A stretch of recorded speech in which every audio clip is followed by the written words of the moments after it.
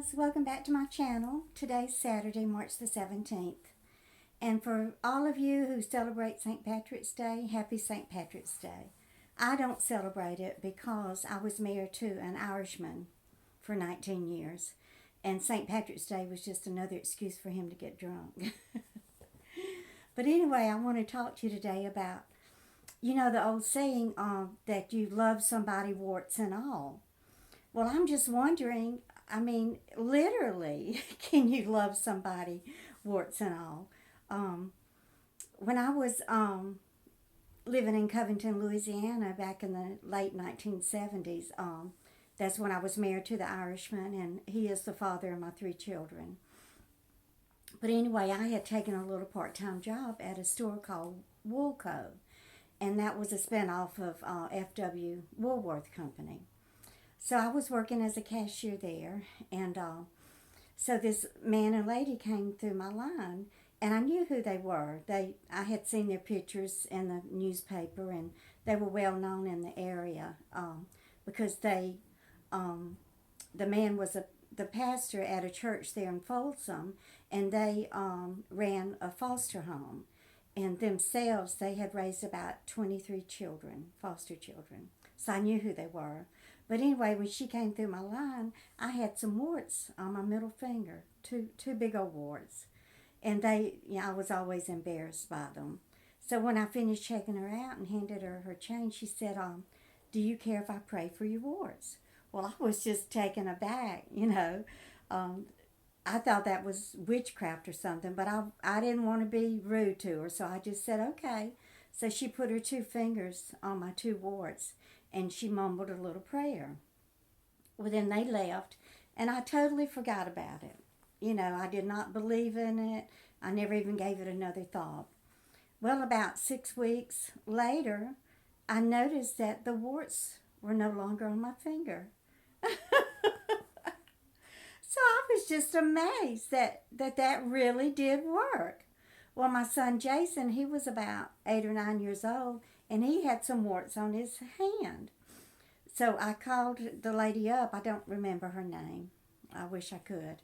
But I called her and I told her, I don't know if you remember me or not, but you prayed for my warts a couple of months ago when you were coming through the checkout at Woolco. And she said, yes, I remember you. So I told her that my warts had disappeared, and would she mind if I brought my son out there, and could she pray for his? So I took my son Jason out there, and of course he just a little kid, he didn't know what to think. But lo and behold, his warts disappeared too. He's in his 40s now, and he will never forget that. He talks to me about that all the time. Mama, do you remember when that lady prayed for my warts? But anyway, I was just thinking about something today, and in the 1990s, when the Beanie Babies were real popular, well, I decided to open up a Beanie Baby booth at the flea market. I was living in Osceola County there in Florida, in Kissimmee, and they had a flea market out there on the highway, so it was every Friday, Saturday, and Sunday. So I found a Thai Beanie Baby dealer. It was this young couple who owned a party store there in Covington. So I started buying their Thai Beanie Babies from them, and I paid them the retail price, sometimes a little bit more, because at the flea market I could mark them up.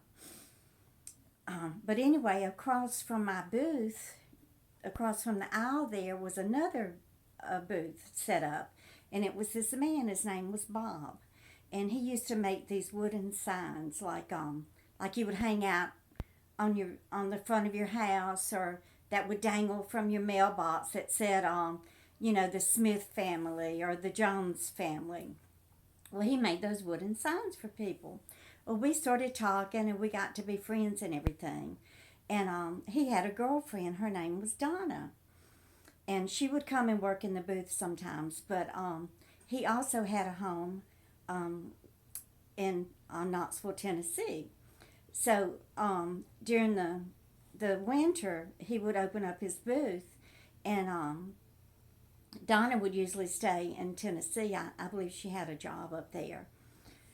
So anyway, he lived in a trailer there outside of Covington. I think it was Winter Garden, Florida. Well, he asked me out on a date when Donna was gone. So we started dating. We started going out to dinner and everything. And so I said something to him. Well, Donna's not going to be too happy about this when she comes back. And he said, she's not coming back. He had broken up with her so that he could date me. And y'all, he was obsessed with Glenda Merle. He was just absolutely crazy about me. He bought me this little diamond necklace. He was always buying stuff for me and taking me out to eat. Well, whenever he smiled or laughed, he always did his tongue like this. Y'all, he had a big old wart underneath his tongue. I mean, it was huge. It was about the size of the tip of my little finger. And I just couldn't get past it. I mean, he was such a nice guy, and he would have really been a good husband. He would have taken good care of me. But I couldn't hardly even kiss him anymore. And he was constantly doing his tongue up like that, like he was showing off that old nasty wart. Oh, it was disgusting. And, he just kept on, and he thought that I loved him and everything, although I never told him. Never told him a thing about it, how I felt about him or anything. So one day I had closed up my business and I was getting ready to leave. And I said, Bob, I have to talk to you. And I said, I don't want to see you anymore. And I said, I have tried and tried and tried, but I just don't love you.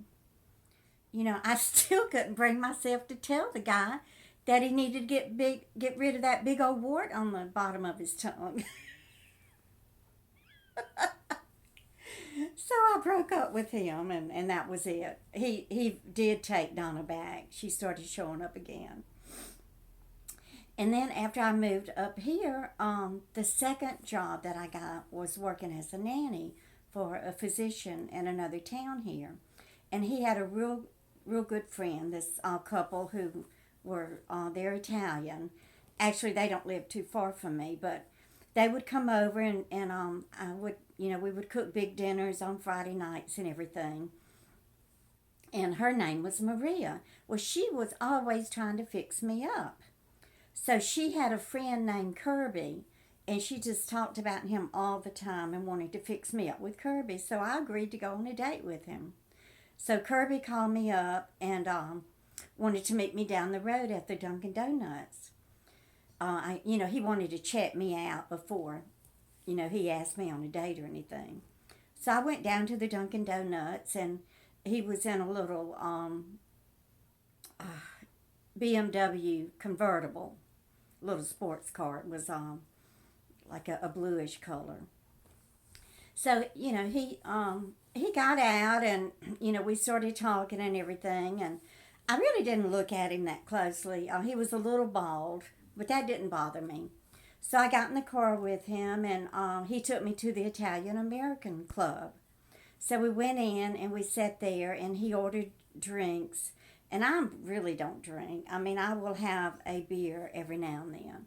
So I was very uncomfortable, and we stayed there for 3 hours. Oh, I was so miserable. And it was kind of dark in there, and then by the time we got back to Dunkin' Donuts, to my car, it was dark. So that was like on a Saturday. Well, then he had asked me out to dinner on the next Friday night, telling me that they have a $6 spaghetti dinner at the Italian American Club. Well, I wasn't too happy about him telling me how much he was going to be paying for my dinner, but I agreed to go on a date with him again. Well, during the week, he called and asked me would I have coffee with him on a Wednesday morning.